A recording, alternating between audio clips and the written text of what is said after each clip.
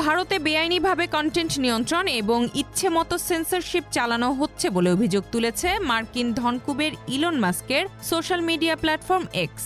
এ নিয়ে দক্ষিণ ভারতের কর্ণাটকের হাইকোর্টে একটি মামলা করা হয়েছে। এক্সের কৃত্রিম মেধাভিত্তিক গ্রোক 3 নিয়ে ইতিমধ্যে বেশ অস্বস্তিতে পড়েছে ভারত সরকার। কেননা বিজেপির কেন্দ্রীয় সরকার এবং নরেন্দ্র মোদীকে নিয়ে একাধিক বিতর্কিত বিষয়ে গ্রোক 3 এমন উত্তর দিয়েছে যাতে নড়ে চড়ে বসেছে ভারতের প্রচার মাধ্যম, এমনকি বিজেপি সরকারও। গ্রোক 3 এর উত্তর কয়েক মাস ধরে সামাজিক যোগাযোগ মাধ্যমে প্রকাশ করছেন জনগণ। মামলার অভিযোগে বলা হয়েছে, ভারত তাদের তথ্য প্রযুক্তির নিয়ন্ত্রণে আইনের অপব্যাখ্যা করেছে, যা সুপ্রিম কোর্টের একটি রায়কে লঙ্ঘন করছে। সামাজিক যোগাযোগ মাধ্যমে স্বাধীনভাবে মত প্রকাশকেও তা ব্যাহত করছে। মামলায় অভিযোগ করা হয়েছে, সরকার ওই ধারা ব্যবহার করে তথ্য নিয়ন্ত্রণের চেষ্টা করছে।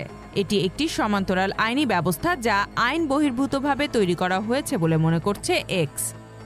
Z news, Dhaka.